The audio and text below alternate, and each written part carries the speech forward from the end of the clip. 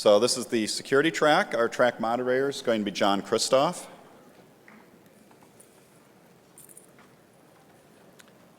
Thank you, Jeff. Of all the introductions, that's certainly the most recent. If I could, the folks that are on this list, if you are here, I hope that all of you are. I've seen a couple of you, so just make yourselves known to me. You can sit up in the front. We're going to try to get through this in an orderly fashion. Those of you who have attended a security track at NANOG before, there's something new that's happening this time that I don't think has happened before, although we tried to have it done at a previous NANOG, it just didn't work out. This will be webcast.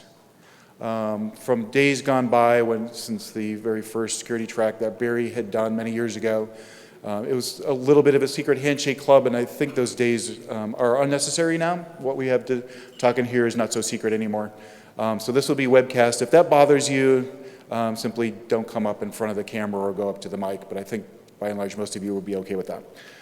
We have a few people who come up and do a talk. I have something that, if there's time permitting, I'll do at the end. So I'm just going to go ahead and get started and let each person introduce themselves.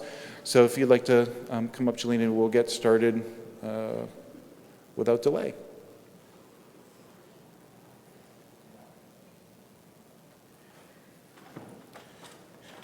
So if we could have Jelena's talk up on the screen, that would be excellent. There you go. So you just green to go forward. Yeah, thank you.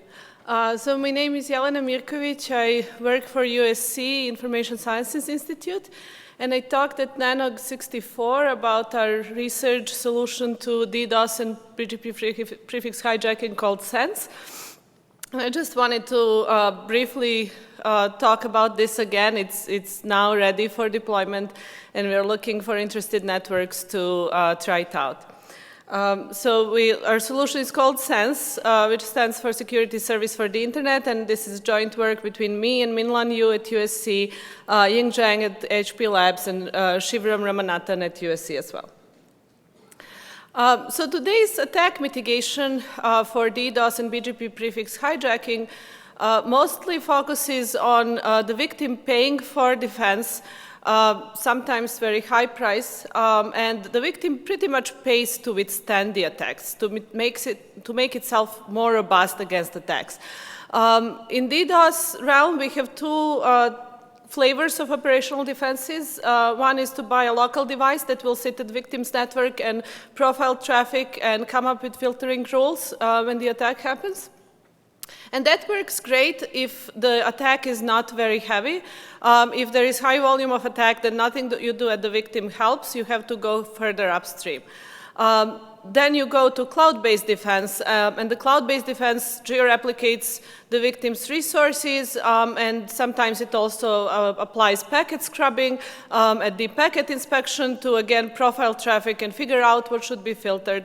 And this is, infrastructure-wise, this is pretty costly solution because the cloud needs to deploy resources geographically in many regions, and the deep packet inspection and packet scrubbing to be done at very high packet rates. This requires a lot of costly equipment, and this cost is passed on to the victim. So the victim pretty much pays to withstand the attacks. In BGP prefix hijacking, there is BGP Anycast that is deployed that pretty much, again, advertises victim prefixes in many geographical regions and makes it harder for the prefix to be hijacked. But then the victim's traffic needs to either be serviced at these regions or tunneled back to the victim. Again, there is a heavy infrastructure price. And if you could do this on demand, you could do this to prevent the attacks. Either way, it's pretty costly. So our solution means to complement this space of solutions by offering to victims something that you can do on demand. You can do this with current ISPs, with current ISP infrastructure, and you can ask for ISPs to help you in observing your traffic, your inbound traffic, or observing routes to your prefixes. And you can also ask for filtering some of your inbound traffic by specifying a network header level signature, or you can ask to demote a route that you believe contains a hijacker. This solution has two pieces. There's a server that sits at the ISPs, and there's a client that sits at the victim that makes the requests, and the communication is secured, and it's robust also to misbehavior both of the ISP and at the victim side. The main feature of this solution is that it works with current ISP infrastructure. You don't have to buy new equipment.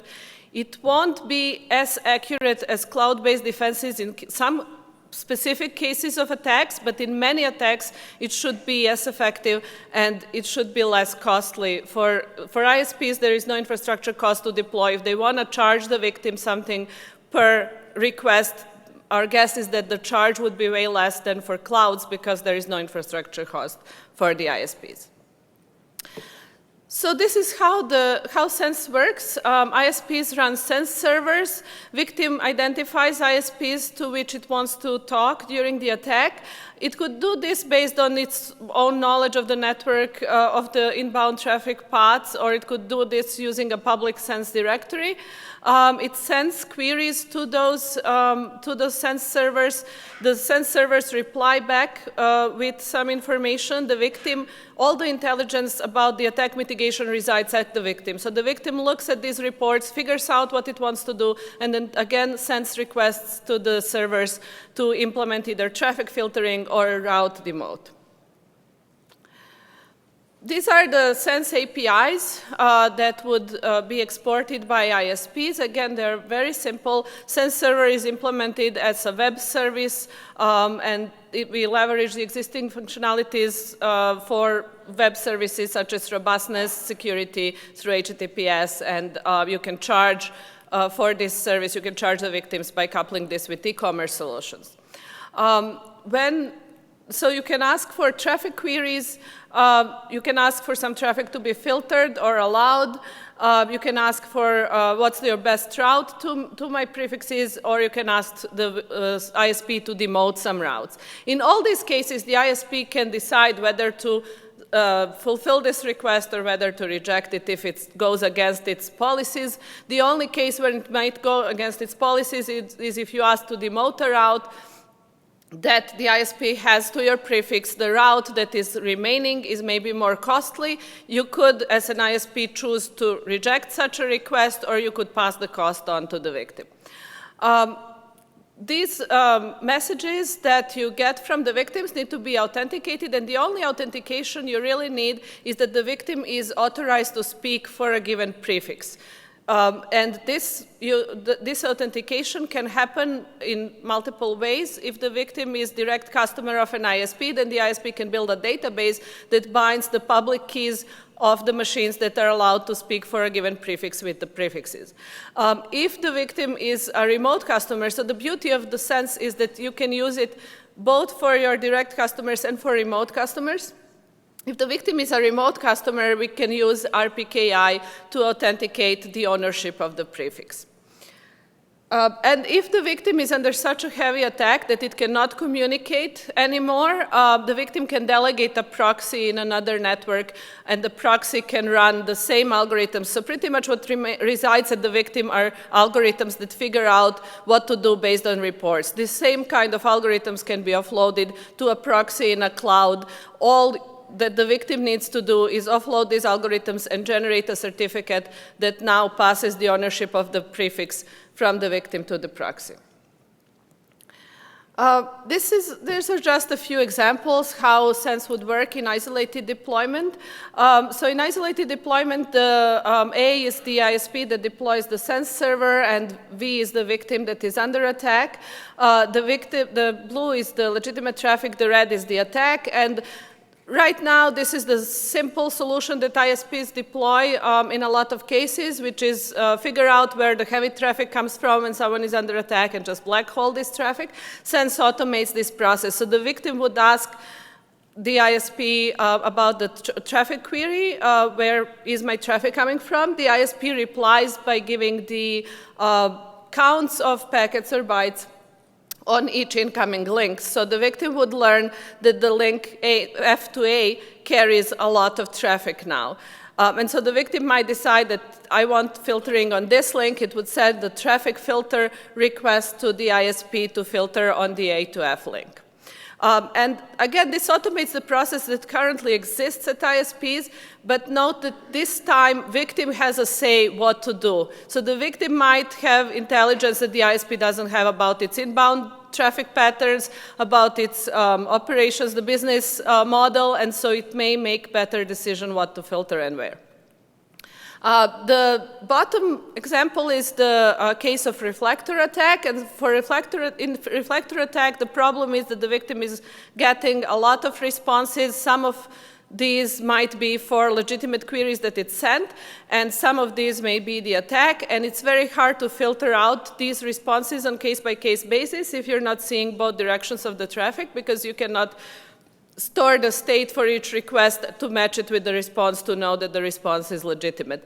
Our solution to this is pretty simple. The victim nets all its outgoing request traffic, and it chooses the range of ports to do the netting, and then it sends to its ISP that is deploying sends a traffic filter and a traffic allow message. Traffic allow message says allow everything for this service going to the net IP, going to those source ports that I'm using for netting, and the traffic filter says drop everything else, all the other responses for the service that is misused for the attack.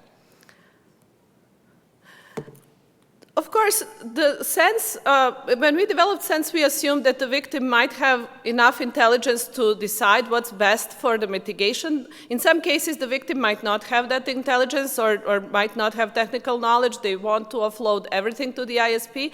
Sense can also be just an ISP-only solution. It's just that the ISP now runs both the client and the server. And so, how can it help in this case? It simply automates what you already do today manually.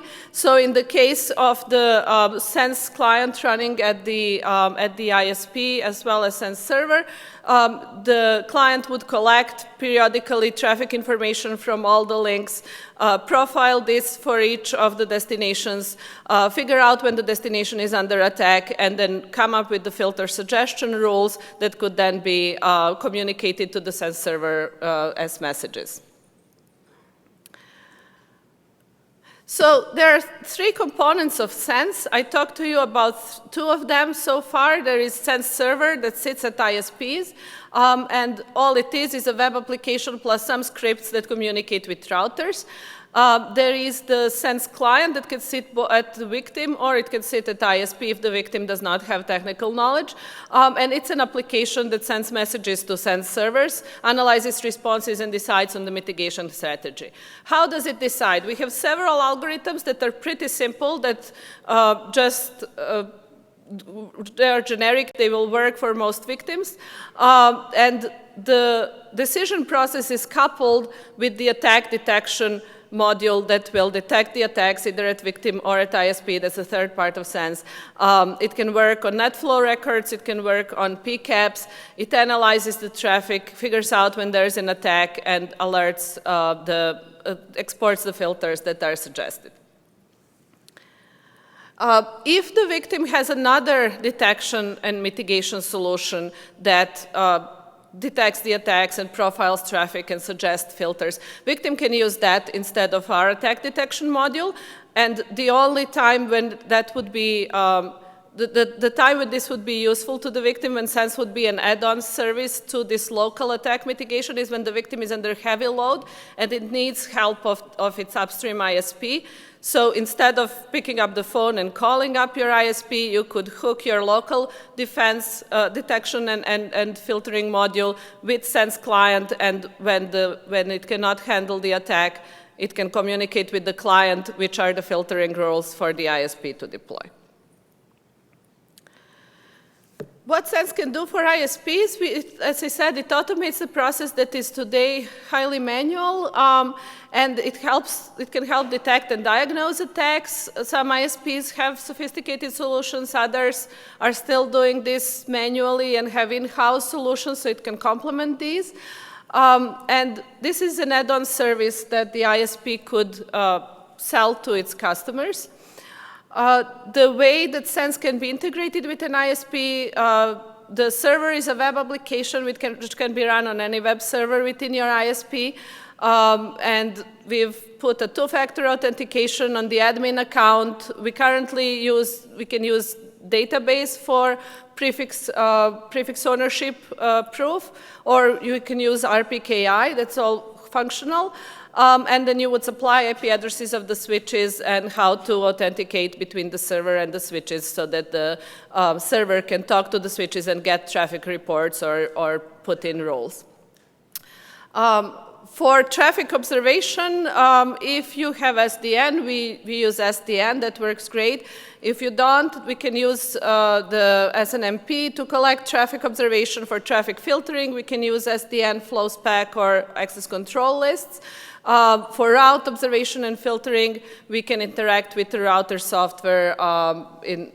Right now, we have integrated support for Quagga. So we've tested Sense extensively in our lab in simulation and emulation. Emulation tests included testbed experimentation where we replicated topologies of hundreds of switches and talked to them to check how many concurrent requests we can serve and how long it would take. And so we had good performance. We generally have one rule per Sense message, so this does not eat rule space at the switches. Whatever we do is done by engaging functionalities that routers do on the fast path. So this should not introduce any slowdown. It's easy deployment. There's no separate hardware that you need. And we scale with the number of the concurrent requests and the number of switches, not with the volume of the traffic or the number of attackers. So that no matter how large the attack, we will scale accordingly.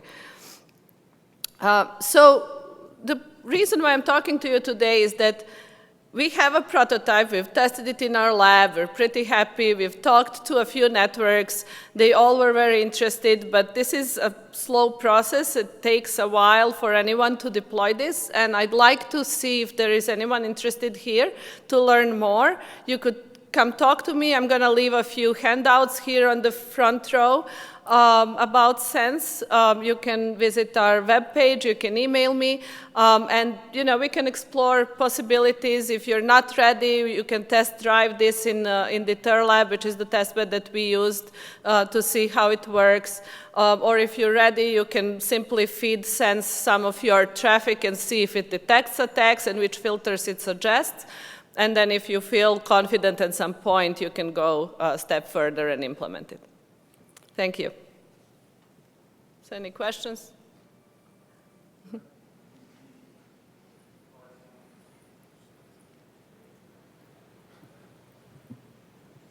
It's John Kristoff, DePaul University. I guess maybe the question's more for the audience. I assume you don't have this in production for any ISPs yet.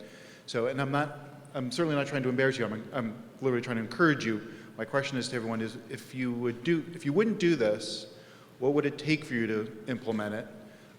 Or alternatively, why wouldn't you? And I assume for some of you, maybe a trust issue, but if you could elaborate, I'd be curious to hear what it takes for people to implement this kind of technology. So, sorry, say that again. I missed the main part of the question. So it was like, why wouldn't someone do this, or? Right, so it's not so much a question for you specifically, it's a question for the audience. Okay. What would it take for you to implement this? And if you wouldn't, why wouldn't you? Okay, thanks. Yeah, that would really help me as well. Matt Pitak from Yahoo. I'll help answer your question partially there, John.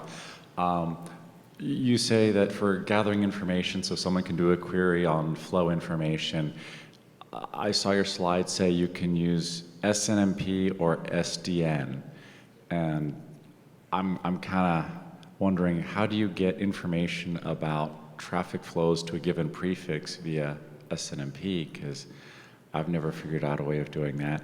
The SDN part sounds kind of interesting, but SDN is so vague that I'm not sure how I configure SDN route or flow export on my router. Do you have more information on kind of the mechanics of how this magic tell me where my flows are going happens.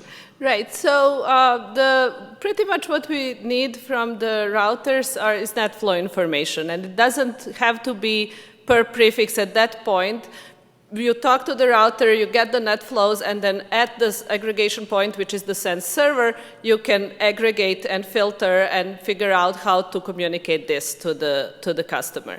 And so one reason why someone might not want to deploy this, what John asked, when we talked to people, there were some privacy issues raised, like, oh, I'm doing load balancing and I don't want people to learn about my load balancing. So there are ways that you can communicate to the customer, to the victim, that I'm sending 50% of traffic this way and 20% of traffic this way, and you can anonymize the links, so the links are only meaningful to you. It doesn't say I'm sending this to AT&T or to level 3, it just says I'm sending this to X and Y. But then when the victim comes back and says, I want filtering on X, you have a way to identify back which link this really is to put the filter on. So to answer your question, John, this assumes that some of the really, really hard problems have already been solved, and once we solve those really hard problems, then bolting this on isn't so bad. But we've got to solve those really hard problems first. Thanks. Any other questions? Yeah. Doug Montgomery, was the ability to use RPKI to authenticate these messages part of what's shipping? And if so, how do you do that? Sorry, is the RPKI's ability, so that is already in the code, and what's the other part of the question? So you have some way of signing your messages with RPKI keying material, yeah? Mm-hmm. And so the sense node downloads, runs a validating cache, and brings down the public keys? Yeah, so I'm not sure I completely follow, but let me see if I can reply, and you can tell me if that answered your question. So RPKI is not widely deployed in the validation space, right? So there are networks that deploy it at the origin to protect their origin, but the validation is not widely deployed. So what we hope is that this would go hand in hand with RPKI validation, and an ISP that is interested in deploying this would deploy validation as well.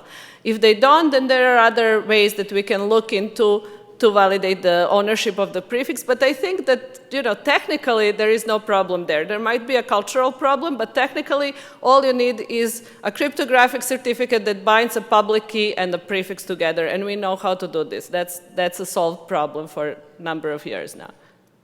Okay, that's in the Right. available prototype now. Right. Yeah, cool. Vikas from Microsoft. So basically, this is assuming that the ISP will support this implementation, right? Because we are heavily dependent on the ISP side where the Yes. same server will be sitting, right? So in case if there are prefixes, which, let's say RPKI is not there. So what is the other source of validation? The customer has to give all of his prefixes to the ISP and list it. And what about if the customer is multi-homed and it has to, like both the ISPs are not supporting the different prefixes from the other side? So how will you solve that one? So the customer, if it's a direct customer of an ISP, then they can communicate offline and store into the database that these are the prefixes that you own. This is your public key, and that public key is authorized to talk to the prefixes. Yep. But what if there are multiple ISPs involved? Like if a customer has dual home ISPs and he doesn't have the RPKI, so how will they validate? Because one ISP can say that, okay, I'm not going to entertain this prefix through me. I see. I'm not sure. That's a good question. I think that's a question that no one currently knows how to solve, right? That's okay. Yeah. We'll see. But it's a good question. I actually really hope that RPKI, takes off, because we see it taking off in a few places. So, yeah. Thanks. Whoops. Thank you very much, Jelena. That is a good question. That's a question that I had to face too with a very simpler project. If I have time, I'll talk a little bit about it towards the end.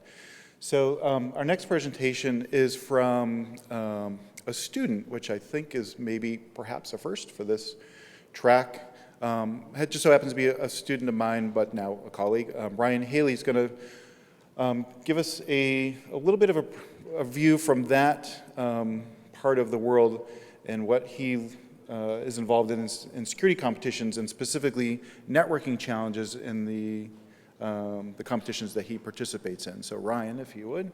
There's actually there's a mic over here. Oh, is there? Oh, this isn't too bad. Hello, good to go? I got one. All right, hi everyone. Yep, good. So my name is Ryan Haley.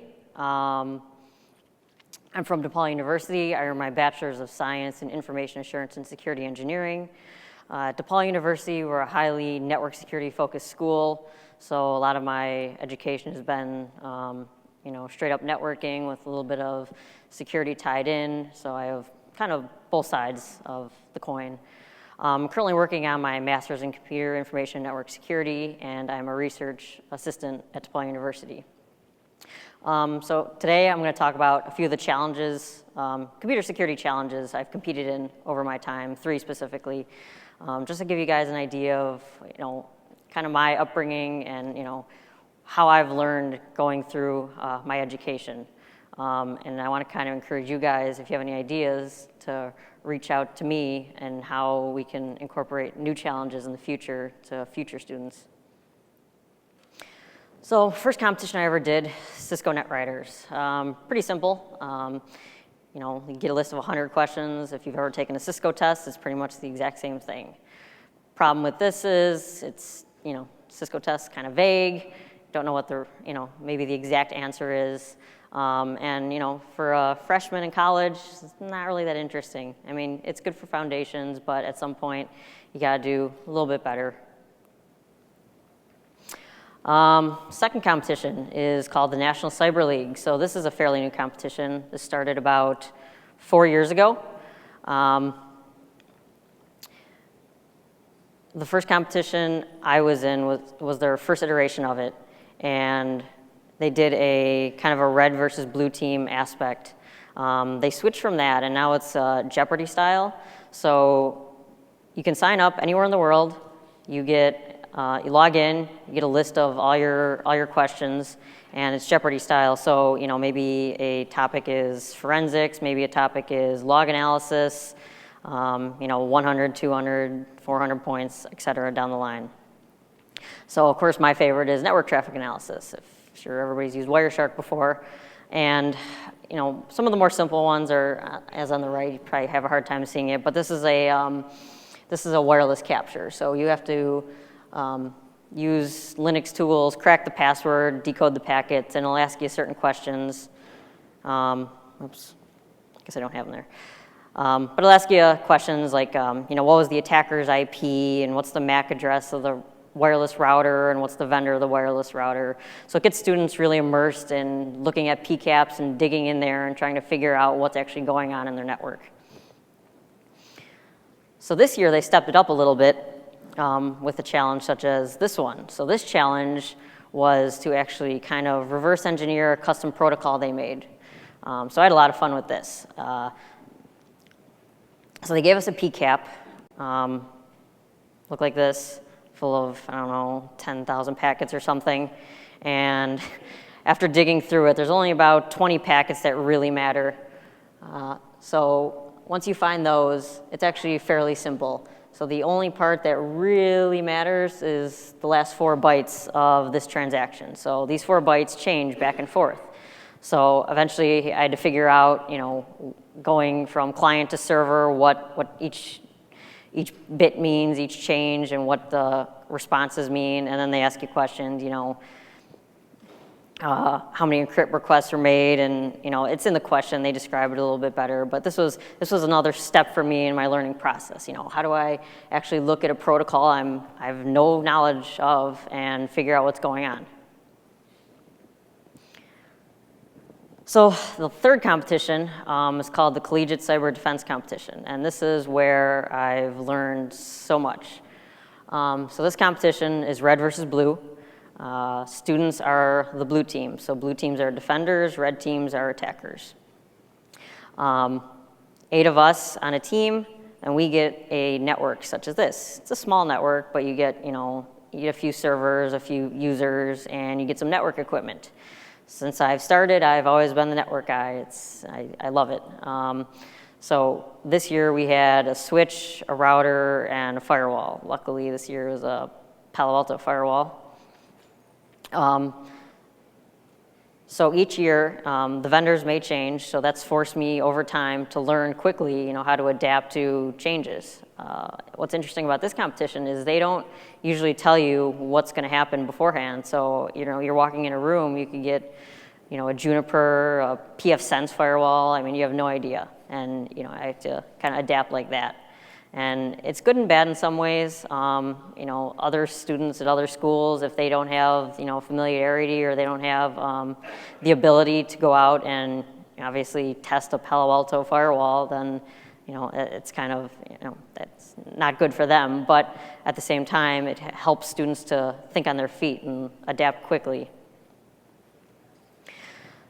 So my first iteration of this competition, it was simple things like this. So we had a Cisco switch, and I'd go through Cisco guides and just block pretty much everything. I'm thinking, okay, there's the attackers. I'm going to stop everything conceivably possible that could possibly happen. And really, in the end, the only one that matters here is turning off your switch ports, because attackers think, they put the fear in you, right? But in these competitions, they don't have time to go through and do anything advanced. If you turn off your ports, you can't really do anything.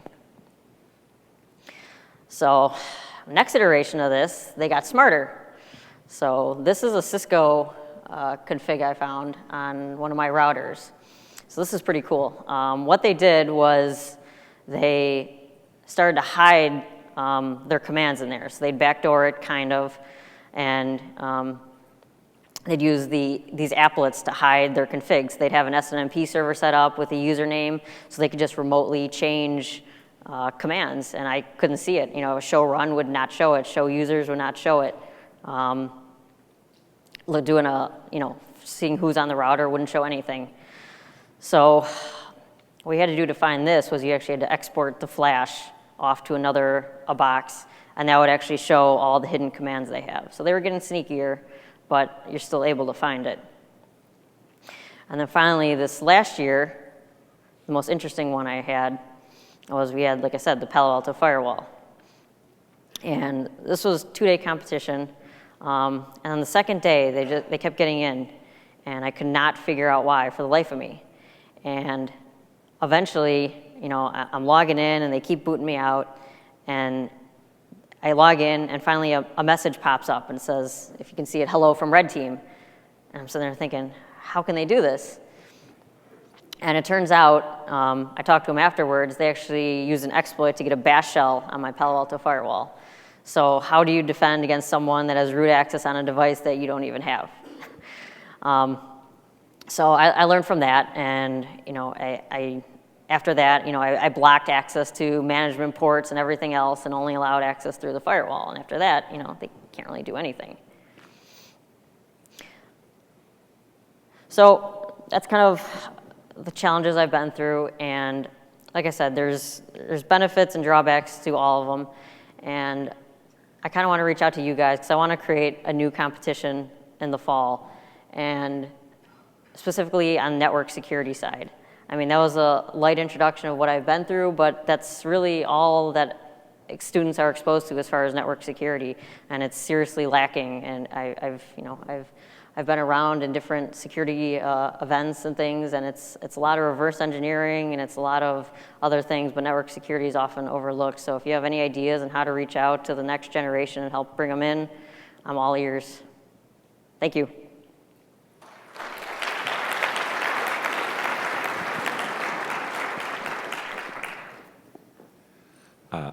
Matt Pitak, Yahoo. I kind of hate to rain on your parade, but you're already doing far more there than 90% of the people out there in enterprises. I dare say if you're looking around saying, oh my gosh, okay, I'm ready to take it to the next level, this was my intro course, fully half the companies here are looking at that going, oh, shit, that's some good stuff we should be thinking about, isn't it? So you're already at the next level. Congratulations. yeah, I agree with that. No, and that's the problem. So, you know, you guys all the companies are trying to bring in young talent, right? And I see that coming from both sides because, you know, I'm now a grad student and entering the workforce and things like that. And I interview all these companies, say we have shortages, we can't get enough people, and yada, yada, yada down the line. So looking back from my side, you know, why are these students not learning the material? Well, some, you know, they go in class and it's all theory and this and that, and that's kind of what I want to talk about, these kind of events. And I don't think really there's enough of them. There's not really, you know, really good ones out there. This CCDC competition, I've learned so much from this, but unfortunately, it's once a year. And if it's a one and done competition. If you don't win, you don't move on. So there's so many students that, you know, participate for a day and that's all they get. There has to be, you know, more to help them, bring them up to speed and get, you know, you guys interested in hiring them. And there's just So not seems support stuff, behind just it. more of it is really what you're looking for. Yep. Gotcha. Okay. Tim Averill, Akamai. Hi from the red team. Hi. I've been on the CCDC red team 4 years in a row now. Okay. And for anyone in the room, if you're looking to hire someone who has network security clue, I would strongly recommend going to CCDC because you can usually find someone that's looking for a job or an internship and get them in and teach them how a network really works, especially when they're not being attacked by us.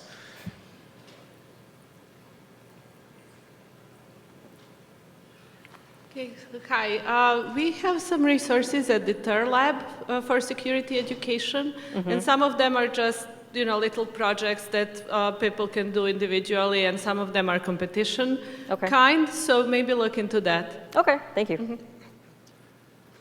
Tom Beecher from Yahoo. I echo what Matt said. Very good job already. Also, thank you for that little EEM bit there, because I'm going to have a lot of fun with Matt using that.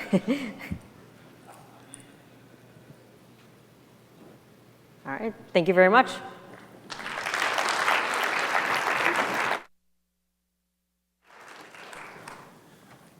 There's actually a few of Ryan's colleagues here. I'll point them out if they don't mind. There's a group of DePaul students right there. Raise your hands real loud.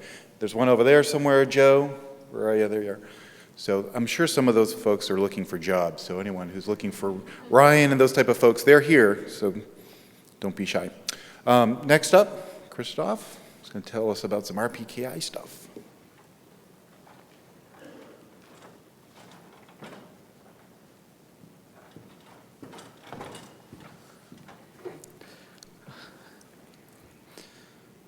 So thanks for introducing me. I'm Chris, I'm with DKIX, and I'm going to present some details on how we as an IXP can help you to use RPKI at an IXP, and I also give you some numbers how the situation is in general on the internet.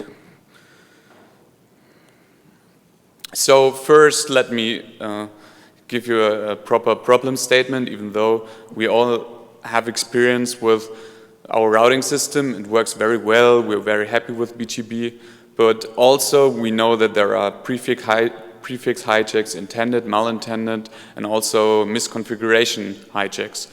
So this situation can be changed, and the security of the entire internet can be changed by adapting new features such as RPKI for doing origin validation. We as an IXP care about the internet and the internet community, so we also want to boost the acceptance and usage of RPKI-based prefix origin validation.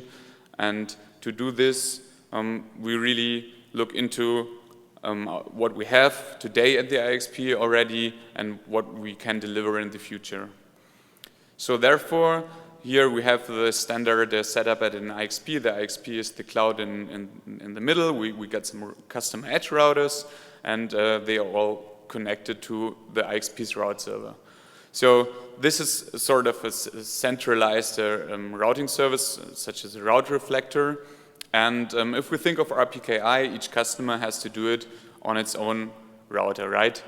But the issue might be here, the router is not capable of doing so, or there are other issues with configuring it into it, or like doing a software or firmware update, which is not what you want to do on a daily basis, and especially not for a feature that might be valuable in the future, but not from now on.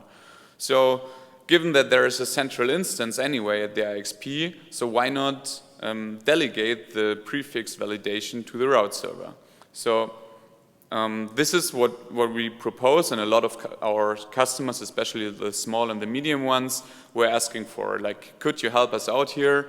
And since the route server is basically not a hardware server with a fixed firmware, it's like running on a commodity server where you can always deploy your Python tools or whatsoever, like your own tool chain, to do the validation.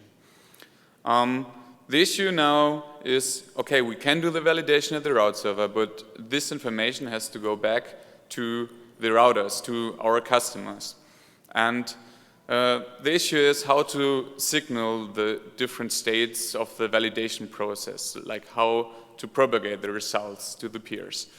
Fortunately, there is already a solution for IBGP, which uses extended communities for the signaling, but this is, as I said, limited to IBGP.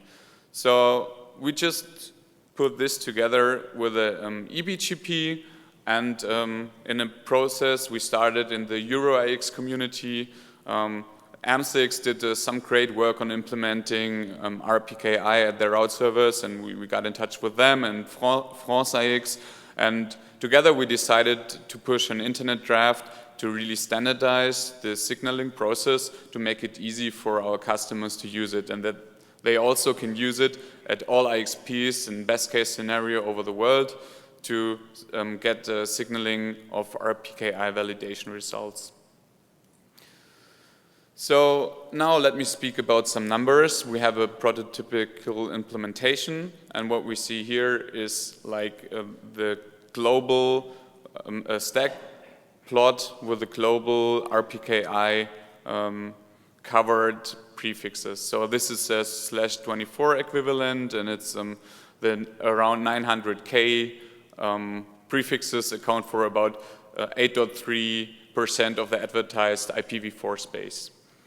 So this is acceptable number. I mean, we are already at about 10%, but there's really a lot more we can do. So now, as we know how the global situation is, let's focus a bit more on how does it look at the IXP. Especially here we see the different RIRs, and we see that the first left plot shows the distribution of the total IPv4 address space. Like, as we know, ARIN got about 45%, APNIC and RIPE about 20%, and LACNIC and AFRINIC like a lot smaller portion. And then on the next plot, like just on the right, it's this same RIRs again. We see how much of this space is actually advertised globally. And according to this, we see just always below the first plot the percentage on how much of this space is covered currently by RPKI. So we see that actually of the advertised space, it's the bottom right plot. We see that RIPE does a very good job with about 23% of all /24 equivalent prefixes are covered. And we also see that especially ARIN could do a lot more to boost the RPKI stuff here. So if we continue to focus on what do IXPs do, and how does the situation looks there. Like, first, just to give you an idea of how much prefixes you would expect at a route server at the different DKIX IXPs, we see that, for instance, Frankfurt, as the flagship, has about 160,000 prefixes, and New York about 60,000, and below we see the percentage and also the fraction of valid ones. We see that Dubai, in fact, has a huge coverage, but if we look at the number of total prefixes, like only 700, then we know, okay, this is due to the fact that the total number is so low. But we also see that the numbers in Frankfurt converge to the global numbers, right? So we see 7.3%, which is close to the 8.3 global coverage.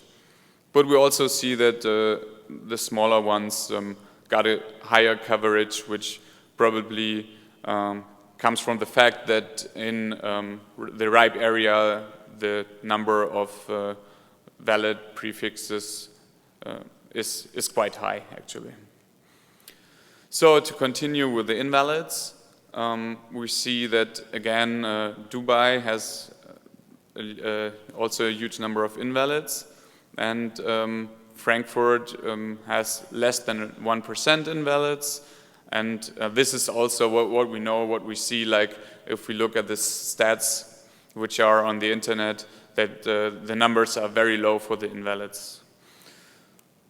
And then the majority of the prefixes, again, is just not found. So go and create a ROAS. It's a very, very easy, especially, I'm just familiar with the RIPE tools. That's fairly easy. It costs you like 10 minutes. And if it might not help you at the moment, it might help you in the future and protects you from hijacks. Or there might be something new up at the horizon as a BGP-SEC, whether it will make it to operation or not. We first need really this basic origin validation to proceed to make the global routing system more reliable. So if we now focus again on the IXP in Frankfurt, then we see that the number of prefixes that are not found is about 90%, and it would account for 86% of the total traffic. The invalids is just 0.5% of the traffic, and the valid is just 12%. So the takeaway here is if we would activate and enforce RPKI validation and would just accept prefixes that are valid, we would just have almost 30% of the total traffic at DKIX Frankfurt. So if we take a closer look at the invalids, we see that the unauthorized ASs that announced account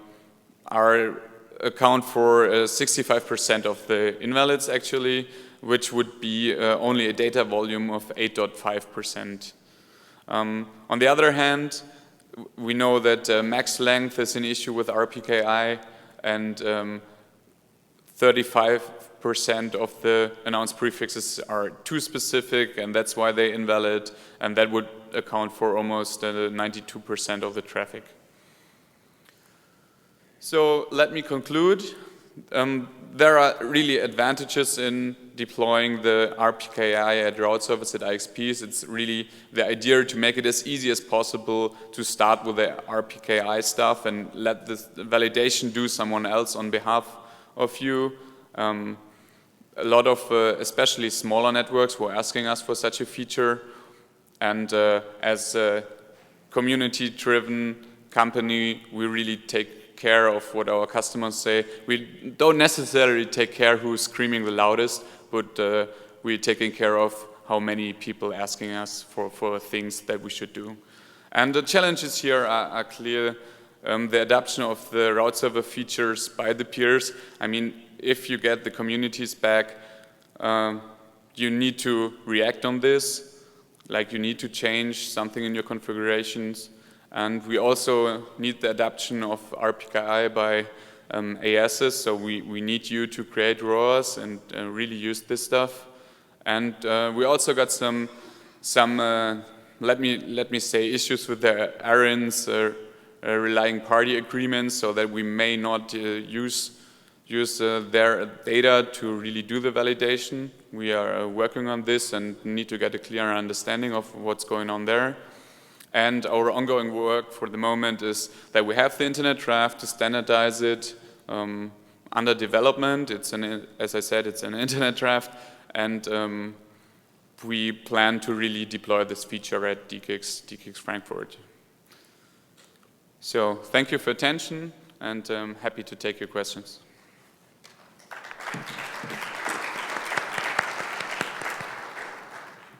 Matt Pitak, Yahoo. Quick clarification.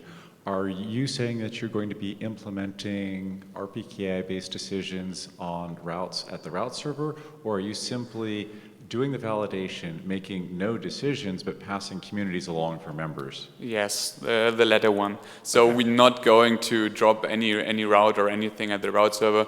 We just provide you the information, what the result of the validation is, and you can decide whether you do something with it or not. How does the participant validate that the communities affixed to the prefix are indeed being sent from the route server and not by somebody else spoofing the information? Yeah, so this specific communities need to be filtered at the route server. Gotcha. So, right, if you're sending it toward the route server, you're not allowed to do so, so it would be removed. So, basically filtering at the route server is Gotcha. the answer. All right, thank you. You're welcome. Hey, Vikas from Microsoft. So the question is, do we have to pair with the route server for this? And second is, will the route server be doing the L3, as in will it inject the AS, or it will be transparent?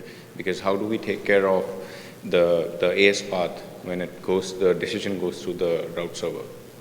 Okay, so I didn't understand the second part. The first part, the answer is yes, you need to peer with the route server in order to get this information. And the communities will be sent from the customer towards the route server, or route server will... No. The route server does the validation. So the route server will does the validation for each customer, basically, and then send the communities, like add the communities for the prefix and send it to all the other customers. Okay, right. Thanks. You're welcome. Hi, Doug Montgomery. Did you say you're currently using Aaron RPKI data, but might not in the future, or that you're not currently using it and it's under consideration? We have a prototypic implementation, but we're not sure if we legally allowed to use it for a product. So that's why we don't really have the final product, but we consider it and we're looking into it. So, hi, I heard your talk yesterday at the RPKI panel, and I seem to remember that there was, you gave some statistics about how many valid, how many invalid, that there were quite a few invalid because of misconfigurations. Could you just say a little bit more? What's the main reason that these misconfigurations happen? I guess the issue for the misconfiguration is that people are not educated enough. So people don't really understand how this system works. They put like a max length, and then the customers go and announce a more specific. So and then it's invalid, obviously, since it's not allowed to do it. And I guess really what our community has to do here is really to educate the operators and really help and give out easy tools, very good documentations, because that thing is not rocket science, right? But for people who have to do it as a side job on their daily business, they may not find the time to do it or to really look into it, so we need to make it as easy as possible, and that's what we do by offering such a service, you know, like trying to help where we can. Thanks. You're welcome. Sandy Murphy. Oh, good heavens. Parsons.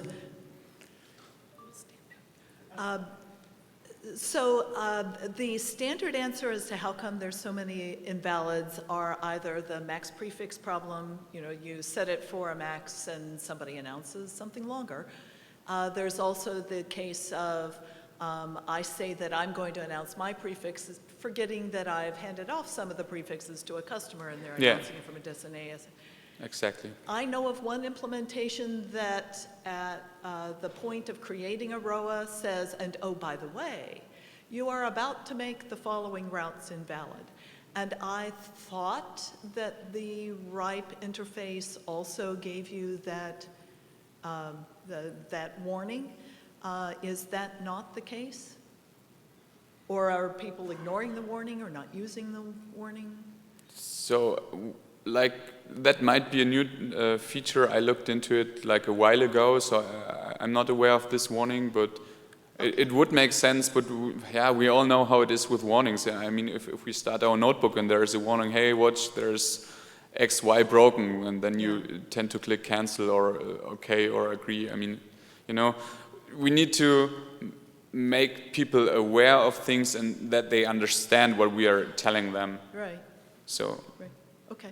I just was, yeah, I thought that the warning existed at the RIPE interface. Yeah, okay, so sorry. You don't know that. Okay, thank you. Matt Pitak, Yahoo again. And Sandra, thank you. Very, very good point on that. To couple what you were wrapping up with, you were urging, hey, everybody go out there, even if you're not going to do anything else, create ROAs for your objects. Everybody needs to hop on board with this. But as Sandra was just pointing out, we've got a lot of people who don't really understand. They're putting in incorrect lengths or prefixes move around and they totally forget. Are we perhaps in a situation right now where we are jumping forward, urging people to dive into something, but we haven't really as a community done sufficient work to make sure that we've made a robust implementation of it that's going to prevent us from just creating more and more of a mess? One of the concerns people have, for example, on the route registries today is there's so much crap and cruft in there, you can't really do any meaningful filtering on it anymore. And yeah, I know, I'm getting people giving me, some of it's clean, some of it's not, depends where you look, which registries. But the fact of the matter is, garbage in, garbage out. And are we in a situation where right now not enough people actually understand how RPKI works and the tool sets we have for it are not adequately clear in how they work, warning people about, hey, I think you're about to screw things up, or you've got objects in here that don't seem to reference routes that exist. Are you really sure you're putting the right pieces in? Are we going to end up with more and more invalids showing up because people are putting garbage in the system because they don't understand it? And would it be better for us to get the system more robust first before we populate it with a bunch of garbage and end up with just lots and lots of invalid messages? Yeah, so I guess it was not a question, it's a rather a statement, and I agree to this statement, and it's sort of educational science question, right? I mean, we could look at any new technology deployed in a field and people are going to have the same trouble. So yes, we need to educate people and really to make it as easy as possible for them to not make mistakes and not blame them for misconfiguring things in the first place, because we should blame ourselves because our tools are not easy enough, right? Okay. Sandy Murphy, Parsons. In the routing registry problem right now, the data itself is bad. I think the word this morning is something that a little lady would not use. So in that case, the data is the problem. The garbage in, garbage out is the data. In our current situation, the data is very highly assured. The people are the, well, not going there. There are tools available that will let you take a look at what the impact would be on your system if you would employ RPKI, so you have an idea of, from your standpoint, what would be the status of the routes that you see. Those things are good incremental steps for when you're going to consider what you're going to be doing. You know, you could look at what your neighbors would see. You could look at your IXP's service. So all of those things, you know, this isn't something new and people aren't used to it yet. We do need the education. I'll mention Workshop in a Box that was mentioned yesterday. There's things available. People should be looking at it, and you should be at least certifying your address space just so you're prepared. Yes, I agree. You're raising a good point, and I also think it might be valuable for you if you have an ISP with a website. You might just publish what you're seeing, like as we created some statistics now, what we see at DKIC Frankfurt, just to keep people updated how things are growing and how And at some point, they will feel that it gets relevant, and then they will also implement it and start to take care of it. Okay, thank you. Sorry for taking so long, John.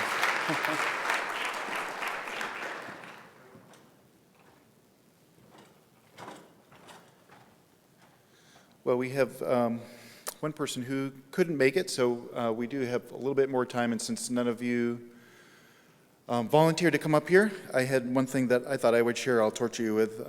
Hopefully it'll be fairly easy. So some of you may have been familiar with the service that we started at Team Comrie. Some of you may know I recently left Team Comrie. So this is a service whose future is somewhat in question. I don't know what the state of this will be down the road, but I'll tell you a little bit about it and how I left it. This was essentially a community-based remote triggered black hole service. We tried to solicit as many ISPs and networks as we could that had essentially an ASN and some prefixes to announce. If they ever wanted to black hole any addresses or literally an address, we only allowed /32s for V4. We would then relay them on to other networks, so that the idea being that you could relay black hole routes to not just your upstream or up here, but essentially anyone who's plugged into this project. So that's it in a nutshell. So as I left it, there was about 140 networks who were literally active in peering.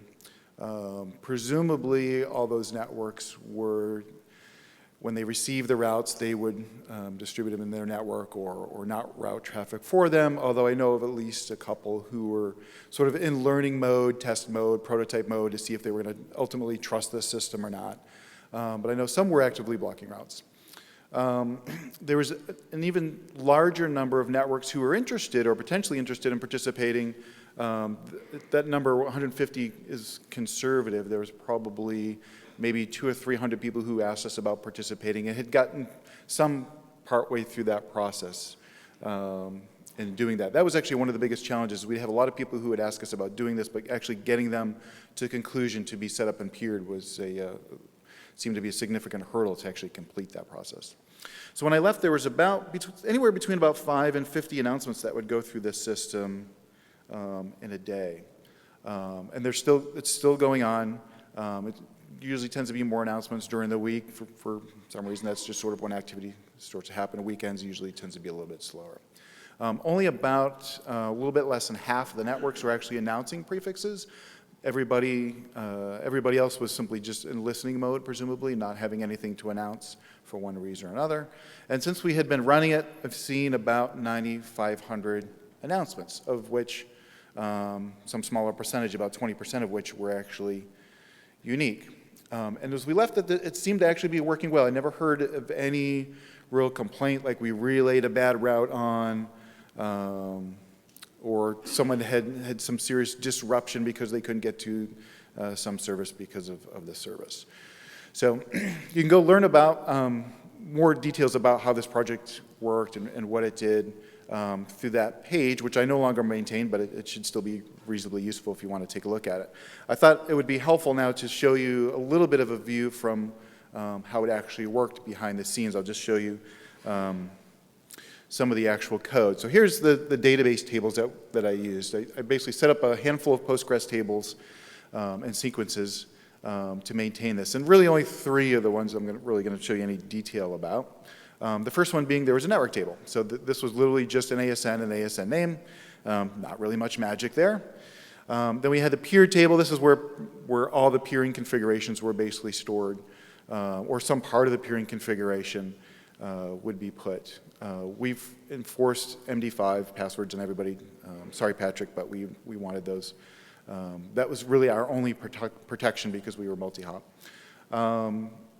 You see this last seen field at the very bottom of this table. That would be updated anytime we received a keep alive from up here. So we could see, just by looking at the table, who is active or not.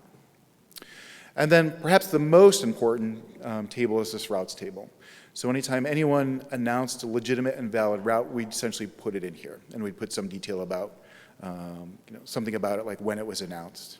And of course, the associated AS and the path and so forth.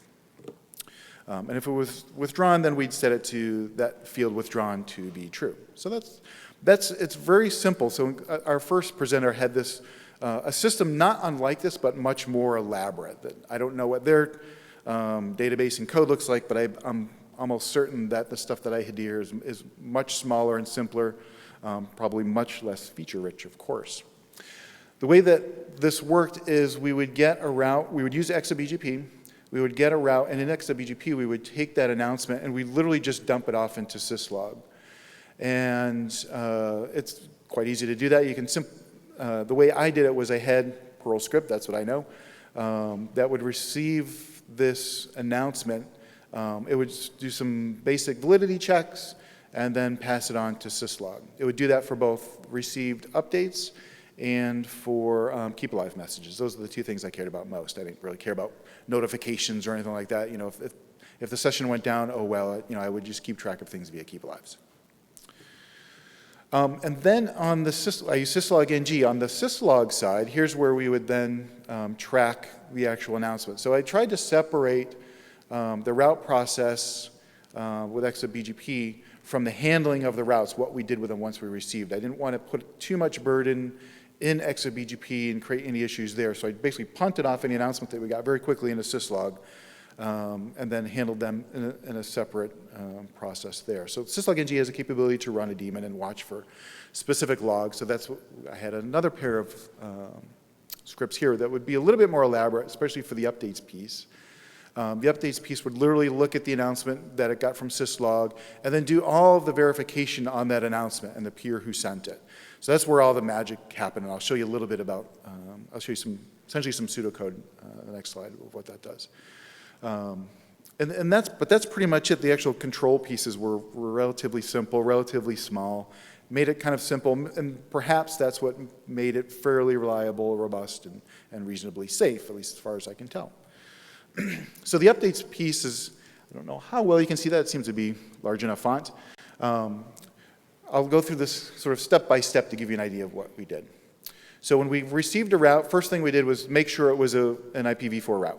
So we're looking for an IPv4 address, and it's a /32. That's what that first next statement is. If it's not that, we're going to skip it. We're just going to ignore it. We're going to move on. Next thing we do is make sure this is a valid peer. If somehow some message was to get into syslog that wasn't an actual peer session we had established, then we're just going to skip by that as well. The next thing we do is make sure that the route that we've gotten is not something that's obviously bogus. So we essentially have a bogons list in memory, and that's all the obvious stuff like the RFC 1918 addresses and so forth. So if that exists, then we skip by that. And then we see if it's either an announcement or withdrawal. So it's one of those two things. If it's an announcement, then we want to do some additional checks to see if it's something that we can relay. So first we check the historicity of this prefix, the /32. This is the key piece to doing the validation. So we don't do RPKI or any of that sort of stuff. We just look at the route history. And RIPE has this awesome interface to their data called RIPEstat. It's an API that's a RESTful interface. You can basically give it an address and a time frame and say, tell me about the history of the covering prefix. And so given this /32, we ask RIPE about it. And if RIPE comes back and says, for this /32, I've seen it announced by this ASN and for this period of time, and it matches what we have configured for the peer, then we assume this is valid. And the person or the peer who sent us this route, it's legitimate and we can relay it on. So we literally just verifying that there's a history of this route that exists that's solely originated by the ASN that we're peered with. If you have the multiple origin AS issue, then it's actually not going to work. We're not going to relay it. So we don't solve that problem. We've thought about how we might solve it. We can solve it manually if someone was under some duress. We could inject a route manually, but we didn't actually overcome that programmatically. And then if there's some other couple of checks here, if it's for some reason we have a manual blacklist that we'd, for instance, if Google was a peer and they might have said, you know what, make sure you never black hole 8.8.8.8, for instance, that might be in a blacklist. And then we also have sort of like a max prefix check. We didn't want peers to announce essentially, /0 worth of address space, right? So if a peer had already been announced to us more than, or had announced to us 25/32s, then we're not going to accept anymore. That was sort of just an arbitrary limit. We had some people who asked us about maybe increasing that to like 200, 300, 400, or 500, and that's potentially feasible, but that was just a sort of a built-in safety net. If it was withdrawal, that's a little easier. We just have to check to see if we already announced it. If we already announced it, then, and that looks valid, it came from the peer who announced it, then yeah, we'll just withdraw it. We'll relay that withdrawal on to everybody. And then we update our database. We send out an update via out of band. We have a separate mailing list that literally, if not many people subscribe to it, but if you wanted to see updates in real time, that would go to a mailing list. And that was essentially that. That's all the secret sauce that we had. So having done all that, the system itself I thought worked reasonably well, using a very well-known technique, the destination-based remote triggered black hole. Those who used it seemed to be reasonably happy with it. We had a handful of people who would never use it, and there's probably one of those, two of those people in this room for one reason or another, mainly about trust, which I get, I understand. And we had a few people who needed help literally getting set up. We had to really help them configure their routers to be able to both do the announcements and to receive them. A lot of people hadn't done this before, which sometimes was surprising, but for smaller networks, maybe not so much. I had a number of people who would send us their full routing table, which was not wanted. It was not helpful for me at all. That would just slow our code down to have to look through that. So we occasionally had to tell people, please don't do that. The other thing there's a couple things we didn't get around to doing. Some people wanted us to do flow spec. Not many people, perhaps enough that was a curiosity that was on the drawing board, but somewhat a low priority. There was, if I had to count, it would probably be about a dozen, maybe 15 people who were interested in doing flow spec. We had tried to do a project like this with flow spec a few years earlier, and we literally got no interest. So that's some progress, I suppose, if you're interested in flow spec. It would have been nice to have a little bit better interface. This is all done via BGP, but there's no web interface to like reconfigure your peer or anything. It's essentially an email to me. And lastly, literally, I don't know the state where this project is going to be going forward. I left it, and there was no one person who was essentially responsible for it. So who's going to be taking over programming of it. So any of you who are using this, I think you're still safe. The code, I think, is very robust and reliable, but I don't know what the future of this is going to be. It could run forever as long as RipeStat still works, but I don't know if Team Cymru is going to carry this forward. And I'm curious, maybe the question I'll pose to you in closing is this something that ought to be continued? And if not by Team Cymru, perhaps from a project like we had from our first presenter in that forum, or something like it, should we go about trying to build this sort of thing? It's not easy to do, not only from a technical perspective, but to get people to use this stuff is incredibly difficult. And so I wouldn't want to redo this if people aren't going to come back and go through a version 2 again. I got other stuff I could be doing as well. So I'll leave you with that. If you have any questions for me about it, I'm happy to field them. But it's also, we have enough time for questions about any of the other presenters. I'm sure they'd be willing to come up and go into any further detail.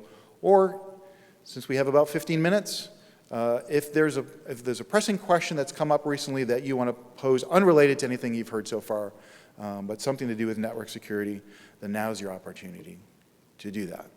So with that, I thank you for your attention. And if there are none, I'm sure everyone will be happy to go to lunch. But it looks like we have at least one person who will jump up and... Matt? I don't think I've let a speaker go by without asking a question. Woohoo! So Sense versus this project, it seems like there's a fair amount of overlap between you and our first speaker. And if you're looking for ownership or where to park this kind of an effort, is this something that could be integrated with it, or is it something where we would look at it as a community and say, well, forget just black holing it, let's actually do smarter filter-based traffic blocking the way Sense is looking to do for people? If your big challenge was trust, it seems like it's going to be the same trust challenge, whether it's Sense pitching, filtering the routes, or you pitching black holing the routes. So I'd say that seems like a really good place to park it if you're looking for an owner.